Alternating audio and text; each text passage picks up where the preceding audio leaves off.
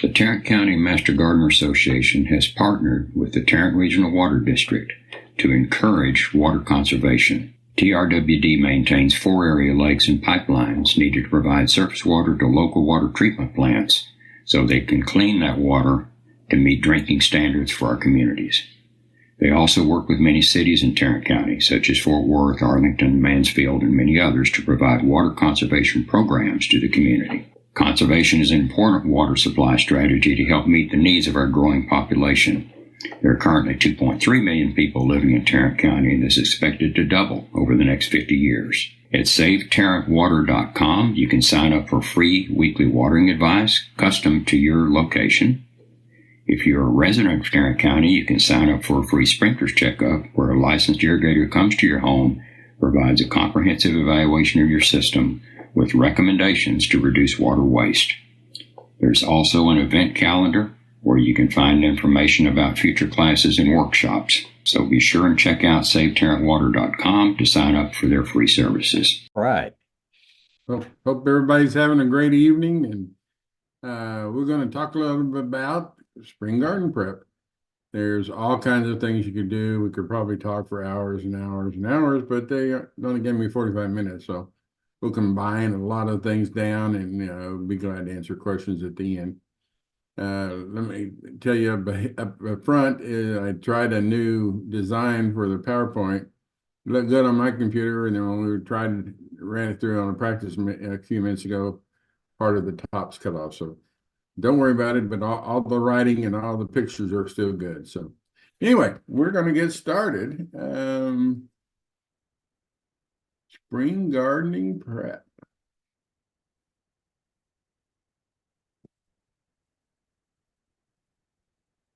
So anyway, there's a lot of things you can talk about. So hopefully all these things will be things you'll be interested in. It's the tail end of winter and the beginning of spring, and in most areas, people are prepping their gardens for spring planting. But what's necessary, you ask, are there specific steps you should take every year? It all depends on your yard and your interest in gardening and how much fun you want to have. So no matter if you're a beginner or an old hand, you'll probably find something that makes you go, oh yeah, I need to do that, hopefully. So here's a quick checklist of items you should get to everything in perfect order before you dive into spring planting. What do you need to do to get ready to grow? It all depends on what you're growing, whether you're just growing trees and shrubs, if you're growing flowers, if you're growing vegetables, a little bit of difference in all, but the ideal is the same. When you're preparing, the first thing you got to do is, depending on the people, is some do 2 instead of 1 and 1 instead of 2. But, preparing your garden beds, taking care of any weeds or pests, check your soil, finish with fertilizer if you need it, and maybe some mulch. Fruit and ornamental tree maintenance. I don't know how many of you have fruits trees, but a lot of you probably have ornamental trees. Perennial bush, shrub maintenance, spring garden lawn care, general yard maintenance, and then plant everything. So, preparing to prepare. If your beds look like that or even worse, you got a little bit of work to do. People get kind of down when they go out there after a winter and look at their beds and it's a mess. Do a little bit during the earlier part of the year. If you're worried about weeds, put a heavier coat of mulch on it, put a heavy coat of leaves, put some kind of fabric over the top that keeps the weeds from growing. A lot of different things you can do. I know it seems odd, but before you start working, you need to prepare all your equipment. So that's kind of where we're starting. After all, you can't do it if the tools aren't ready, right? Before you get out and work, make sure all your tools are thoroughly clean and sterilized. We think we got it clean at the end of the winter, but then we forget and didn't get everything off, or we forgot we used it during the winter. And so could still have bacteria and fungal spores. So before you break out the loppers, take time to fully disinfect your tools. You probably get most of the dirt off before putting them away, but Soak it in a 10% bleach solution, so it's 10% to 90% water, for half an hour, and it'll kill off any soil pathogens that might still be present. It's also a great time to sharpen your tools if they need it. You got to, you got to decide, can you do it? Do you have the tools? Do you have the interest? Or do you run them down to the local garden store and let them do it? Lots and lots of different ways. But they all need a good sharpening. Your lawnmower blade is probably the most important one in the spring that people forget. And so, I ask you a lot of times when we're having these meetings in person, I say, hey, how many of you sharpen your lawnmower blades every year? And about a third of them say that usually, and about the other 2/3 look like, why do I need to do that? If you don't, you're going to cause yourself a lot of problems. If you don't know how to take them off, it's one bolt. If you don't want to take them off at all, then just take the lawnmower to the shop or call one of the shops that'll come out and do it. It's easy to do. You turn it over, pull the spark plug, undo one bolt, take the blade off. You buy an extra blade so that you have one, stick it right back on, put the bolt in, plug the spark plug in, and you're ready to go. The shovels, if they have a pointed tip, it's easier to cut into our good, wonderful clay soils than it is to cut it with the dull. If you look, the next time you're looking at a garden store, they send all the shovels dull. That way nobody gets cut at them when they're moving around and stuff. So keep that in mind. If it's a lawnmower, as a gas model, you hopefully empty the gas tank, make sure it's clean. But if not, go ahead and change your gasoline in the lawnmower. Check the carburetor to be sure nothing's causing trouble. Maybe do a little bit of servicing. Maybe put a new spark plug. The main thing that you want to do, which I think is one of the most important things, is turn it over and rinse it off really good with a high pressure sprayer underneath to get any of the leftover gunk from last year. So you're going to prepare your garden beds. You got to think of where I'm going to plant them. Where did I plant them last year? I want to try never, if I'm doing vegetables, never to plant all of the same vegetable in the same part of the bed. I will always rotate it if possible. That way you don't use too much of the nutrients that are needed for that one particular crop and not for the other one. So keep that in mind. Make sure whatever you're planting either needs full sun or needs some shade. If it needs a trellis or if it needs whatever it may. Couple of weeks prior to planting, it's time to get your garden beds ready. Each spring is an ideal time to add soil nutrients. Make sure the soil is not highly compacted. Remove any stray weeds. Many people choose this time for tilling as well. Although if you're using no-till methods, you may want to skip that. You got to think about as we try to put soil amendments and we try to make our soils more aerobic and encourage more worms and various different things in our soil. But then if we come and till it after every crop, we're cutting all that up and we can actually do ourselves more damage. So consider doing a no-till method in the long run. I think you'll enjoy it. Weed and pest management, you've got to eliminate any weeds that have appeared. If they're in beds, that's fine. Eliminate them if they're coming up into turf, because they kind of just spontaneously, when you think of the word spring, and they just pop up. You find them every year. You can use chemicals, or you can use a non-chemical way. You can organic or non-organic. That's strictly up to you. But on like I said earlier, on my raised beds, I like to just cover them for the winter, so I don't have all that trouble to have to go through. Go take them out before you can place. Go take these out before they can go to seed and start a multi-year problem for you. You want to take them out by the roots if chance, so you keep them from resprouting. You have problems with caterpillars, you want to be sure all your garden beds have been thoroughly weeded, and then turn over the soil in the top 6 to 8 inches, because you'll often find a lot of hidden pests that overwintered in your beds, and that's the way to best to remove them.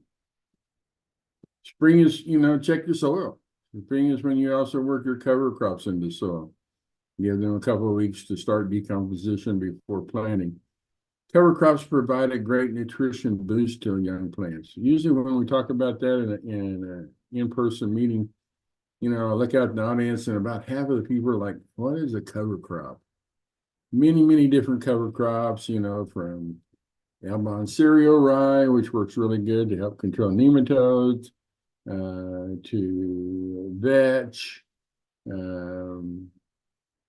you name it. There's lots and lots of things. So just look out cover crops to see what goes well in your area.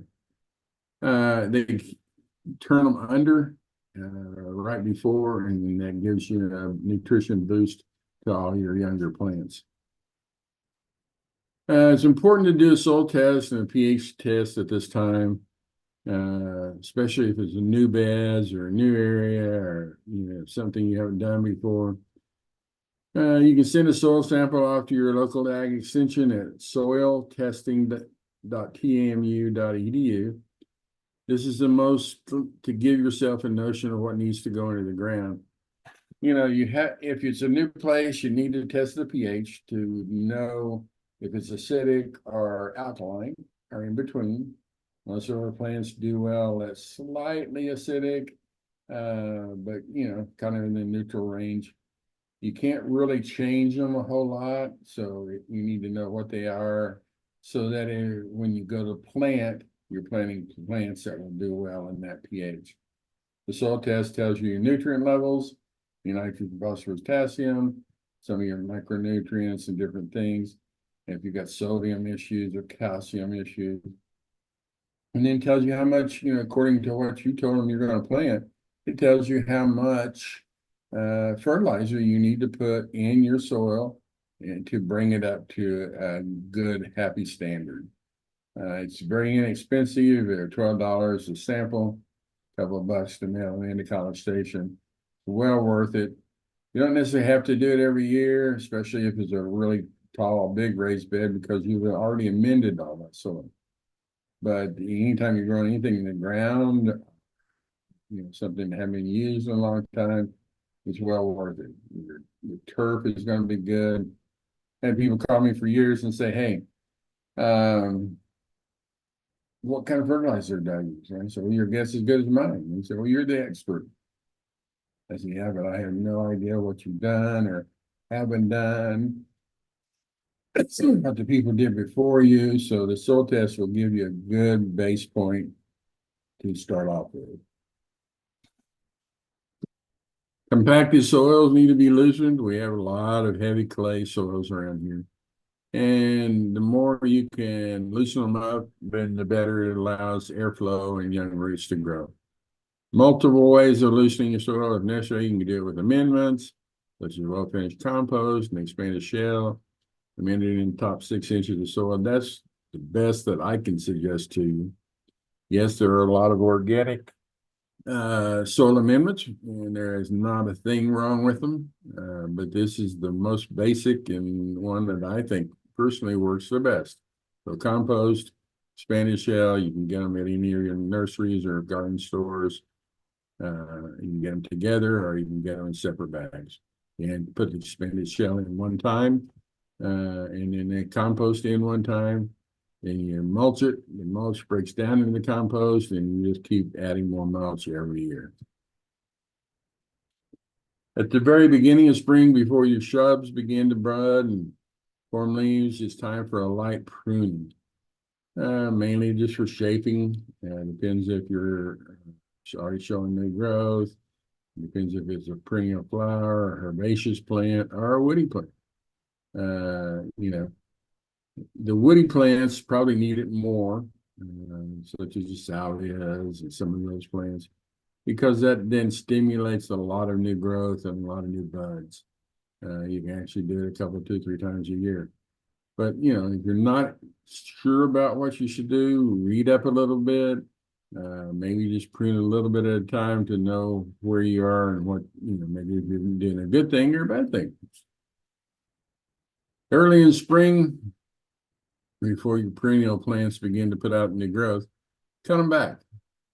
Most perennials should be trimmed back to about 2 inches above the ground. Ornamental grasses should be cut back about a fifth of their size. Enables you to plants to put up fresh growth. So kind of keep an eye on that. When you're, like I said, you're using loppers or pruners, make sure they're sharp. Make sure that they have been disinfected. Because you move, we used to see a lot of problems when a lot of people have roses before Rose Rosette came. And they would prune one rose and move to the next one and next one and never disinfect it. So that sometimes you'll take a virus or disease that's on one and transmit it to the other if you don't do it. So disinfect them good when you start the season, and then disinfect them for a few minutes after every different bush. It's much easier and will do you a much better job. Now you got to think, I got all these trees, I got all these shrubs, I got all these vegetables. Got to replenish that mulch. People would often say, "Hey, I did what you said. I put 3 inches of mulch down, and after a year, it's all gone. So I'm not going to keep doing that if it's going to disappear." And so, yeah, but the mulch is breaking down into your soil, creating a new compost, and keeping your soil fed. So it's well worth it. It keeps the temperature of the soil down. You'd be surprised how much temperature in the middle of our hot summer, how high the soil gets. If you have an unmulched soil, it's a normal clay, it's in full sun, you can easily get up to 150, 160 degrees in the soil. If that happens, you're going to burn all the root hairs off, and your plant's not going to do any good no matter how much water you apply. You could apply it every day, and you're not going to do any good because if there's no root hairs, it can't pull it up. If you got to replenish around a tree, leave a few inches between the trunk and the mulch. It reduces mold and fungal growth, and also, the tree's bark is not made to have mulch up against it and keep it wet all the time. So you don't want to, keep it a couple of inches away, and that'll be good. If you're doing trees, look at the canopy and see how far out they go. And that's approximately how far your tree base should go with your mulch. Obviously, if you got a big 80-foot tall oak that's mature, you're not going to go out 80 feet. But, on small trees, that kind of gives you a rule of thumb. It helps them to form a much deeper root system as they mature, helps them to pull water up. Helps them to be more stable, and then consequently, a better thing for you. Finding time to fertilize. Did you get your soil test back telling you how much more nitrogen or how your potassium is low? You'll need to decide what fertilizer you'll need based on the plants you'll be putting into that spot. Different plants have different needs. Tomatoes enjoy a kick of calcium to prevent loss of mineral. Your pansies and petunias may want phosphorus for flowering. A couple of weeks prior to planting is good for most organic fertilizer, as it gives the nutrition time to spread through the soil. So, we always have questions, can I do it organically? Do I have to use chemicals?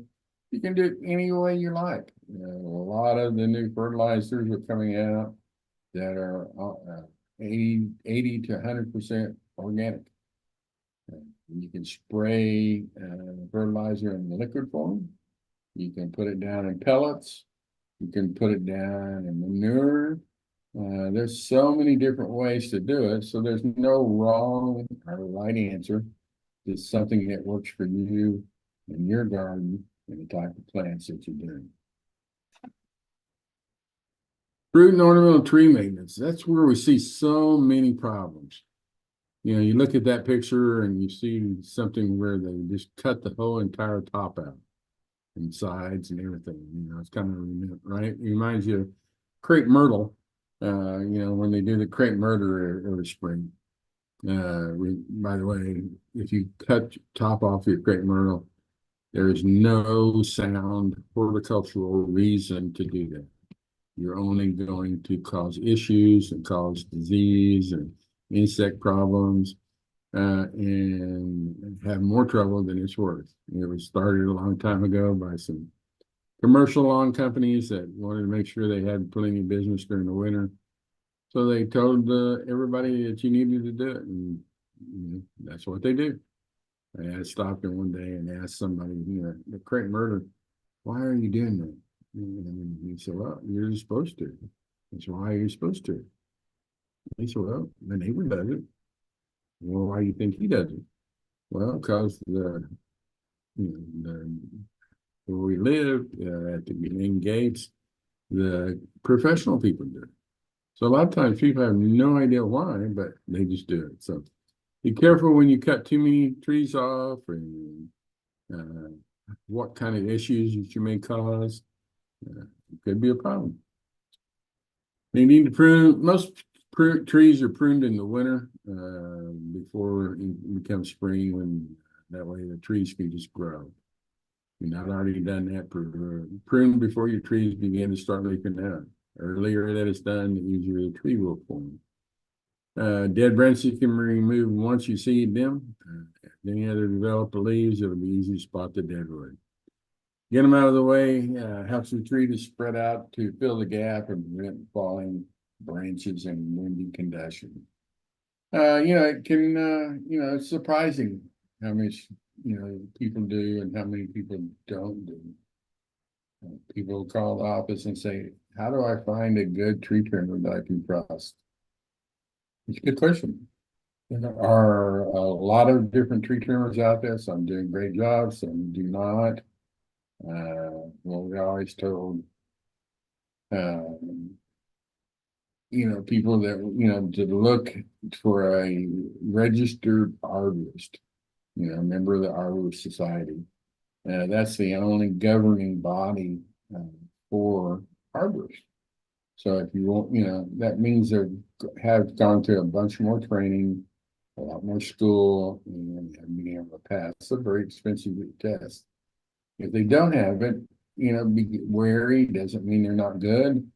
I've seen a lot of people that have been doing it for years and do a really good job. But being a certified arborist is a good way to help pick, make sure that they have insurance, both liability and, for their employees as well. Because if something happens to an employee on your property, even though it might be his fault or the people he works for, they can turn around and sue you as the property owner. You don't want that to happen. A lot of fruit trees need a good oiling. You say, what's an oil? Well, there's some things called horticultural oil that helps reduce the pest and some tree diseases. Especially true for fruit trees, but it's good for ornamentals too. While you're likely to give them a good spraying in the fall, another spray will help reduce problems like spider mites and aphids and scale. So remember, anything that is going to have flowers on it or going to have fruit, most of the insects overwinter in the soil. They lay the eggs in the soil, and then come spring they hatch out. And then they actually climb up the base of the tree, up at the trunk, and until they can get up to the top. If you've got a good horticulture oil spread on it, it's like you're frying chicken and you get that little light coat of grease all over the cabinets. The same thing. And the ones that are on the tree already, it'll suffocate them. And that's the easiest way to take care of it without using a lot of chemicals. So it's just a very light, almost like a cooking oil. And it helps on a lot of other issues. One of the things that people don't, we did some research many, many years ago. And if they're growing fruit trees and nut trees, if they have an issue and don't want to do a lot of spraying, one of the things we found through a lot of research was planting garlic around the base of the trees, all the way around it, because it has that garlic oil, and insects don't like it and usually it might die or go away. So something to keep in mind then. Spring garden lawn care. That's kind of where we are right now. Even though it's not really truly spring yet, we've got a few more days. The weather has been crazy, 85, 86, 90-degree days. Everything's turning green, the weeds are popping out. So how do you take care of the lawn? What do you do in the spring to get it ready? First thing that pops up is crabgrass. If you've got it, you're going to have some problem. It forms a very deep root structure and can be there forever. So, address it if you have it. You can physically pull it out. You can physically cut it out. You can spray organic things on it, or you can spray non-organic things. It's all what you want to do. Remove the dandelions and any other weeds you might find so they don't produce seed and come back over and over. Some people like that, some people don't, because we do have some pollinators that feed on the dandelions. So you gotta have to make that choice for yourself. Reseed your lawn with seed anywhere. You remove crabgrass and grow on any bare spots. Maybe add a compost to the bare spots to encourage growth. So that's gonna hit it on thing. There are a couple of fruit trees that if you really want to maximize production, you do top them. But for the average homeowner that doesn't want to follow a dedicated spray, that it takes 8 to 12 times a year to spray to keep everything going. So if you don't want to do that, then just trim it a little bit, keep it in bounds, don't cut the top off, and we use some organic practices to make it work. Lawn aeration, we want to look at it in spring to see if our soil's really hard. You might have some packed areas. You might have been driving a truck across or driving a big riding lawnmower across all the time. And it packs them down. If they do, you need to aerate them to give your lawn some breath and add some compost or clean the soil. So that's good. But if you do aerate, or if you have somebody do it, be sure and flag all your in-ground irrigation so the aerator doesn't accidentally aerate your pipes and heads. You can dethatch it if you got a lot of thatch problems, removing old grass clippings, twigs, and branches, which might be blocking new growth. But what we find out that in the long run is that we create thatch by not doing some things right. We mow too high. We don't remove the clippings, or we don't mulch them right. We fertilize too much nitrogen can cause a problem with thatch. So kind of keep that in mind. If you want to do on aerate, you can have somebody do it, or you can rent a machine like at some of the box stores. If you want to dethatch your lawn, you can do it by hand, you can do it by all kinds of smaller machines, or you can actually buy a dethatcher that makes it similar to a lawnmower and does it for you. So it's all up to you. But good maintenance on your side, you almost always keep the thatch problems down. General yard maintenance, do you have a compost pile? It just really drives me crazy, during February, and I drive down the road, street, and people have raked up 40, 50, 60 bags of leaves, put them in a bag, put them out on the corner for the trash guy to pick up. So you had to buy the bags. You had to spend all this time removing all of the good leaf litter. And then what happens? You go to the store and you buy a truckload of mulch to put down in place of it. Tree litter is great mulch. Mother Nature's been using it for years and years, and it has done a really good job. If the leaves are too big, you may want to rake them up and roll over them with a lawnmower. I personally, the easiest way I found is I have a big 50-gallon, Tuffy trash bag or trash can, and I fill them up about 3/4 away and drop my weed eater in there and pulse it a few times, and it's just like a food processor. It'll take from a full can down to about a fifth of the can in just a couple minutes. That way, it's all chopped up in really small pieces, and you can just pour it right over your plants and things as a wonderful mulch. But that's up to you. Time of year to check your irrigation. As Dick was telling you earlier, they have a free irrigation audit evaluation if you just simply call or write into TRWD. They'll come out, a licensed irrigator comes out, spends about 30, 45 minutes, turns your system on and off, looks at it, and makes any suggestions that they can do to improve, so that you have a more flexible and a more efficient system. Check all your heads. That's something that we tell people to water at 2, 3, or 4 o'clock in the morning.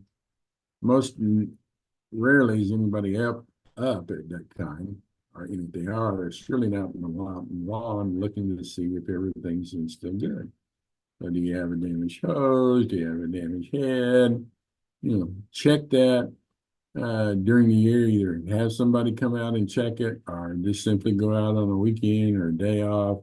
It's nice. Put your flip-flops on and your shorts and go turn each zone on for just a couple of minutes manually to look to see if any broken heads, any broken pipes, any of the heads that have gotten out of whack. So it doesn't take you very long to do it, and it's a wonderful way of making sure you are as efficient as possible. It's also a good time to add long-term garden features. If you hadn't developed that compost pile like we talked about, time to add it. And maybe something simple as a compost tub. You'll be developing lots of green waste, and why not turn that into rich, lush soil? Constructing a potting bench might be a good time. To get everything ready so that you can repot things all summer and fall. Plan all the things. What do you got to plan? Do you plant annuals every year? Do you put new trees? Do you put new shrubs? Are you replacing things that died from the year before? Are you repotting new pots? You got to kind of think about that and get a plan.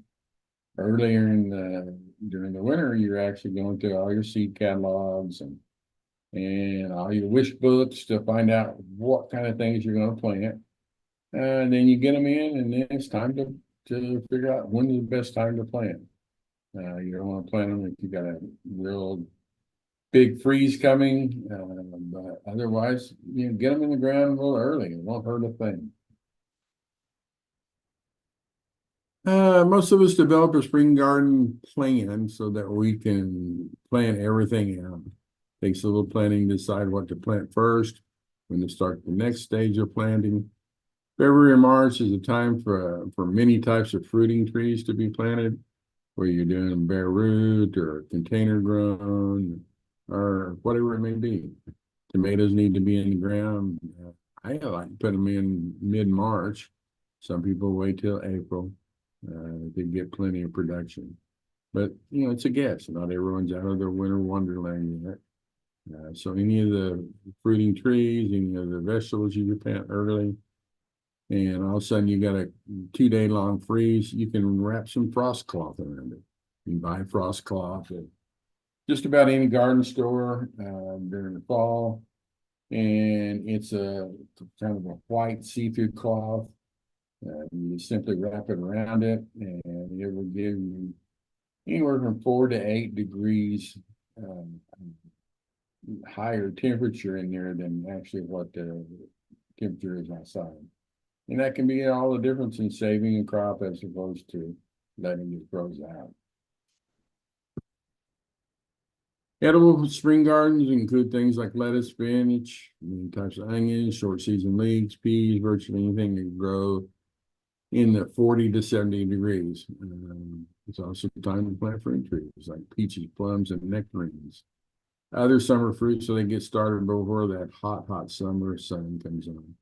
So, if you want to grow lots and lots of vegetables, plant it out. You can basically grow vegetables about 10 to 11 months a year, unless we just have some weird winter. Late winter or early spring is perfect time to start germinating your tomato plants, so they're good size for planting out later. And you might just start them in a tray in the garage underneath a shop light. Uh, you may start them in a closet or wherever it be, so that you can control the amount of light. Some people would say, "Don't I have to have those special high-dollar grow lights?" No, you don't. The best thing easiest thing to do is buy just a simple 4-foot shop light that you can get at, in either box stores. Get a couple of pieces of chain and get a couple of S hooks, so that as the plant starts to germinate and grow, you just raise the light up a little bit by the S hooks, and you can raise it up as high as you want. So something easy to think about and not near as expensive as some of the fancy grow lights. It's there's a never-ending series of things to do in the spring, but after a few years, it becomes second nature. Charge forward in the spring. We want some of the simple steps to get the garden the best start of the year, and which will help it thrive. So you have to make an idea of what you want to do and how much gardening you have time to do. Just don't make the mistakes that a lot of novice gardeners do. They, get a new property or create some new beds, and they go out and buy everything and plant it all at one time, not realizing how big the plants get, not realizing what time of the year, if it's a good time, bad time, if you're getting the right amount of sun, and if you're getting the right amount of shade. So take it easy. Don't get too crazy. One of the strangest things I ever heard, a guy attended a vegetable seminar we did several years back, and he was really excited. He lived out in the country, so he called me a few months later. He said, "Steve, I did everything you said, but I got some really big problems with my onions." And I said, "Well, what's going on?" He said, I planted them and they all come ripe at the same time. He said, "I planted 3 acres." Well, 3 acres is enough to furnish onions for your entire town. And yes, they do come all at one time. So think about that if you're planting things that all come ripe or ready at the same time. And you might want to consider planting a third of them this week and a third of them next week and a third of them the next week, so that they're ripening at different times. And you'll have better luck with it. So, take your time, enjoy your gardens, share with your friends and family. One of the best things you can do is to start a garden journal, and then put down what plants you planted this year, or what treatments you did to the soils, what fertilizers you added, all those different things, so that you can look back at it next year and see the big successes you had, and unfortunately the few boo-boos that will come along too. So thank you. I hope that helped you. You said try to keep it to 45 minutes, so I did. There's my email at the bottom. You're welcome to email me later if you think of a question, or if you missed something I said or didn't quite understand it. Otherwise, just enjoy gardening. There are no really big, huge right or wrongs, because everybody has different thoughts. Everybody has a different type of soil. Everybody has a different location. And some have it a lot more time, some don't. Just be careful if you plant 3 acres of onions, because you're going to have lots and lots of onions. Hope that helped. Hope it was beneficial to you. And then you're welcome to ask questions. And Dick or one of the people will help you with getting them all up and getting them to us, and we'll try to get them all answered. So thank you very much. Thank you, Steve. You're most welcome. We do have a few questions. Okay, We actually have got more coming in now. good. What are some ways you can add calcium for tomatoes, such as do you add Epsom salts? Is their question. Epsom salt is one of the best and most inexpensive organic materials that you can add to your soil. Like for instance, it has a lot of magnesium, it has some calcium. You can buy a big thing of non-organic calcium, Epsom salts, magnesium, and pay a tremendous amount of money, or you can get an inexpensive box of Epsom salts, dissolve it in some water, and pour it right on and around your plants. It'll give you a big boost, and everything will do wonderful. Okay, thank you. Uh-huh. Okay, and let's see. She had another question. What product do you spray on lemon trees? Well, again, it's all depending. Most of your citrus and other types of fruiting ornamental trees, depending on what you want to do, it can take anywhere from 8 to 12 applications of things each year to try to get the biggest amount of them to not have problems. Some need calcium, some need fertilizers, some need the horticulture oil.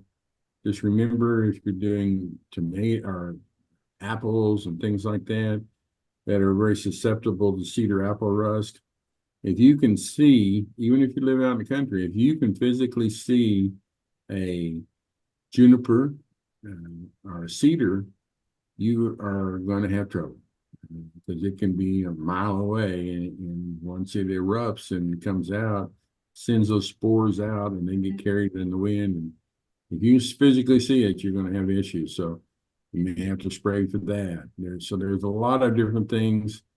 I don't know anything offhand that's purely for lemon trees, but most of your citrus and fruit trees are usually pretty much the same. Okay, right now I have blooms all over my lemon tree, so I wasn't sure what it's safe to put on it right now. You don't want to use the oil after you want to do that before it's bloomed. Oh, darn. Because it actually can damage your blooms. Okay. If you are already bloomed out, you don't want to use that, so you may want to use something different. Some people like compost tea. Okay. Spray on and around this tree that can help. Okay. So just be careful, don't spray them directly on the blooms in the middle of the day when it's hot, because it can burn. Okay, another question from Juanita. She's wanting to use some shade cloth this year, and what type would be most useful for her? Depends on what what type of crop or what type thing that you're trying to shade. We're growing tomatoes, squash plants, the summer crops. Last year, all of our tomatoes and everything, they just burned up in the heat and the wind out here in Parker County. Yeah, that's tough. I lived out in Weatherford for the first few years when I came up to Soy. A light shade cloth. They make them anywhere from 20% to 80%. The higher it goes, the more shade they give you. Some people, depending on a particular crop, may use a blue or a white or a red or green to give you certain ultraviolet rays. A lot of your tomatoes and stuff can take the hot temperatures. What I do with mine is I plant my tomatoes, and then as soon as I plant them, I put a tomato cage around them. I use a 4-foot high tomato cage. It's that's about that big around, and then I wrap it in frost cloth, including up over the top. Clothespin it to the tomato cage, and then I don't take it off until that tomato plant has grown up to the top of that tomato cage. Even in warm weather, you can use the Yeah, frost yeah. pump? I mean, if it gets 100 degrees before, all of a sudden, then you've got some issues. You may want to open the top and kind of open up. But one thing it does is it helps protect the stems from getting sunburned and windburned, which they do real easy. It Yeah. helps control the amount of insects that get in. It still gives you enough light that your plants will germinate and flower and put fruit out. But it helps get you. And once they get to that point that they're more mature, then they have a better chance of surviving the wind and the heat. One of the things you might think about if you do tomatoes, try one the next time you plant, is, you've got a tomato that's in a pot and it's growing out of the top. So a lot of people dig a hole and take it out of the pot and put it straight in. I'd like to do, and especially in areas that are challenging, is you take it out of the pot, dig a long trough, lay it sideways so that it goes out and then turns up just enough to come up out of the soil. Pull the leaves off, and so it looks like you don't have much leaves, but that doubles and triples your root structure, your root ball, because all of it will set new roots and enables you to help fight the heat, enables you to help fight the moisture issues, and just gives you a better chance to produce. So you might think about that. That sounds like some good ideas. We'll be sure to try that this year. And are you mulching it? Yes, I had some leaves, some Okay. straw. Yeah, so mulching is, with leaves will help control a lot of it. You want to use some other kind of mulch. Some people even, every so often will bag a little bit of the grass, let it set over there for a while, and then use the fine grass clippings as a mulch. They do a great job. Oh, we have plenty of those. Yeah, there you go. Okay. Thank you so much. You're welcome. Okay. What method do you recommend to remove pests from the top 6 to 8 inches of soil? To remove what? To remove pests, bugs Okay. from the top 6 to 8 inches of soil. Obviously the easy way is when you're turning them over, look down in there and pick them out. You may not want to do that. Some people don't like picking out bugs, and that's fine too. You can use compost tea and spray across the yard and let it soak in, and that will help take care of a lot of the bugs. Treating early, whether you do inorganic or organic treatments, that'll help. But the main thing with insect problems is you need to figure out what it is. And so if it's a chinch bug, if it's a grub or whatever it is, and then learn the cycles of it.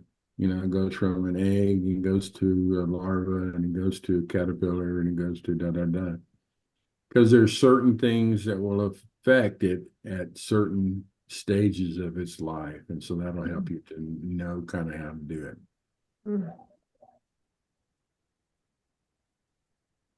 Okay. Is spring a good time to prune large yucca leaves that are brown or yellow and close to the ground? If they've wilted and turned brown and are really on the ground, you can prune them basically anytime you want to. I usually try to prune something like that in, late January, mid-February. And then again, if it all of a sudden gets a late freeze or really harsh freeze coming up for a day or two, I just wrap a little bit of frost cloth around it. People say, that's a lot of money for that. Yeah, but if you use it right, take it off, dust it off, fold it up, and put it back in your garden shed, it'll last you for a lifetime.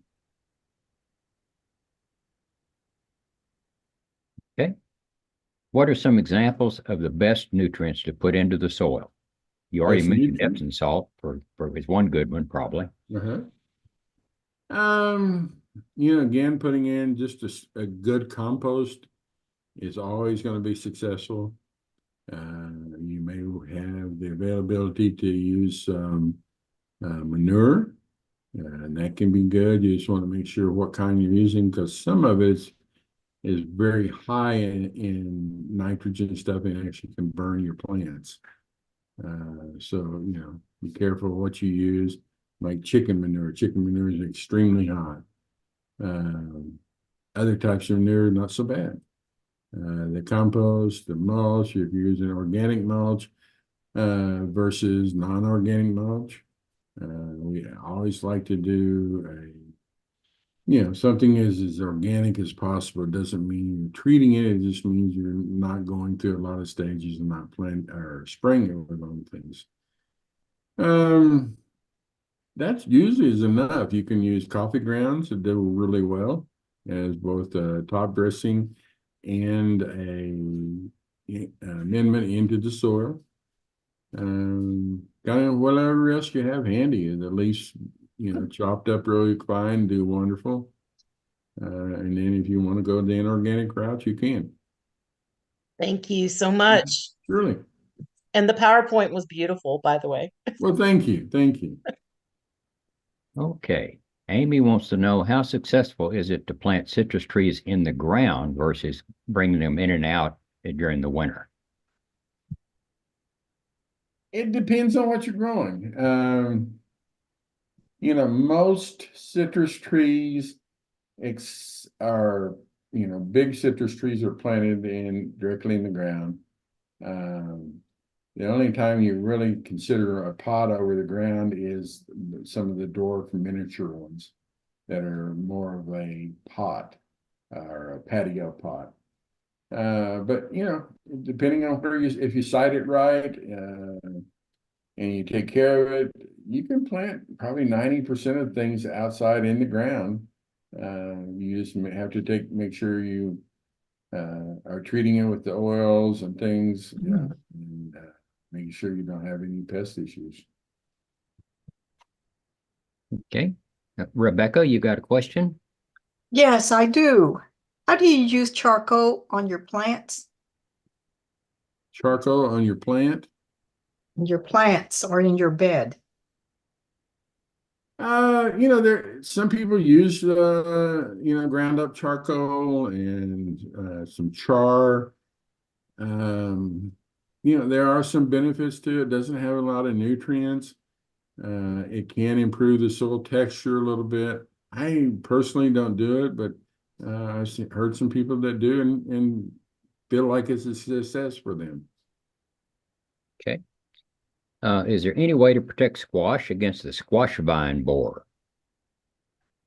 That's interesting. They're all in the ground. They come up through the root structure and tunnel right into your plant. So you really don't ever see them.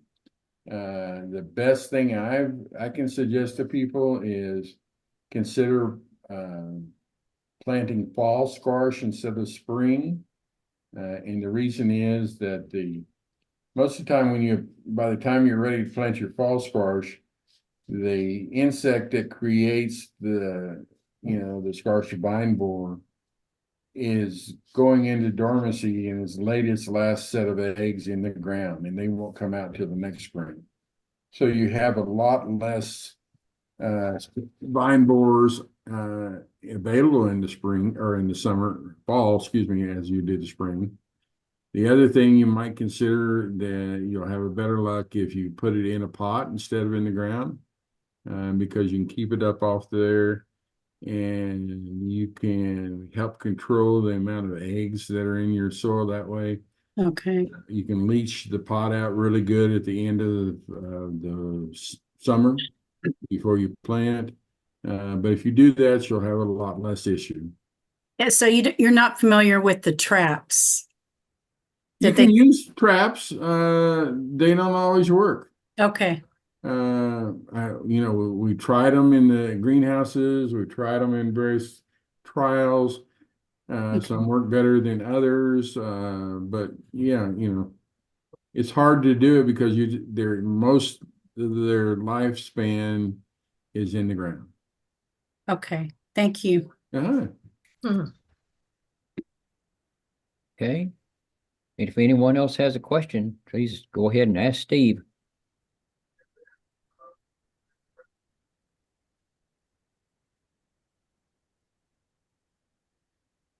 Any more questions? No. We had Okay. some really great questions. Yeah, there were. Thank you very much. Yeah, doing good. Thank you for a great presentation. Thank you. It's my pleasure. Good job, Steve. Thank you. Thank you.